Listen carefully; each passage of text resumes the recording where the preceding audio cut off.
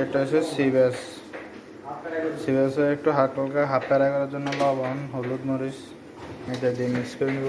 তার জন্য হাঁসুয়া, ঠিক আছে, পেঁয়াজ ডাল, তেল দিয়ে পেঁয়াজ ডাল করে দিচ্ছে।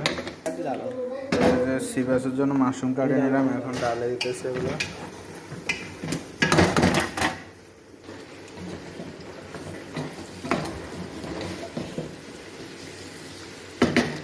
মাশরুম, এটা হচ্ছে রোমান সস, অর্ধেক আন্দাজে ডালে দিই।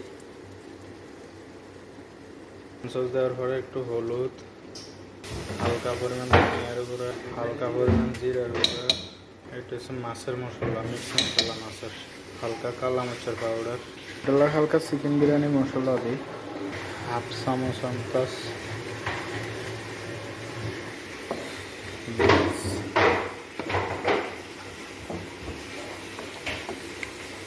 এটাতে হালকা পরিমাণ লবণ, এটাতে হালকা বকদনে দিয়েছি আর কতটা ধনিয়া। এটা হাঁসুয়া শেষ, এখন মাছ ফ্রাই করবো। সিবেস মশলা হালকা পরিমাণ করে আমরা সিবেসটা ফ্রাই করে নেব, হালকা পরিমাণ, মানে 2-3 মিনিট এই সাইড অয়েল নেব। এটা ম্যাশের জন্য হালকা হাফ ফ্রাই করে নিয়ে শুধু ক্ষুদ্রা নিয়ে দিচ্ছি।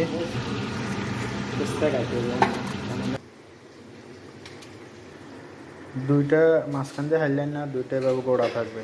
যে সস বানা হয়েছে এগুলো হালকা উপর দিয়ে ঢালে দিন।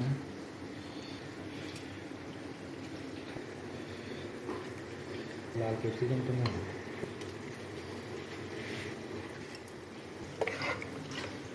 দুইটা দুই আইটেম, দোনোটার হাঁসু এক আইটেম, বাস এখানে ফারেক, এখানে হালকা সস দিব।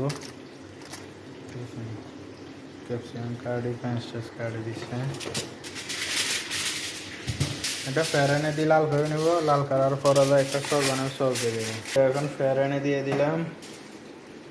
এটা হচ্ছে যে মাছ ম্যাশ হওয়ার লেগা সিবাস সস তৈরি করতেছি, মানে ম্যাশ হয় শেষ হয়ে এগুলো সস এগুলো দিলাম। তারপরে 1 চামচ দিবেন কুকিং ক্রিম, এটা হচ্ছে আর একটা মায়োনিজ, হালকা পরিমাণ ফিলফিল আসওয়াদ। এটা ভালো করে মিক্স করে নেব। বেশি গাঢ় হয়েছে, হালকা পরিমাণ কুকিং দিলাম পাতলা করার লাগে। এটা দিছি হালকা আর একটু মায়োনিজ। সস বানানো শেষ, এরকম একটা হড়া মাঝে লইলে সাথে সুন্দর ডিজাইন করে দিবেন লাগে। মাছ ফেরানে দিয়ে দিছি 10-15 মিনিট একটু লাল হওয়ার লাগে। লাল হলে এটা বাইর করে নিয়ে নেবো শেষ। আর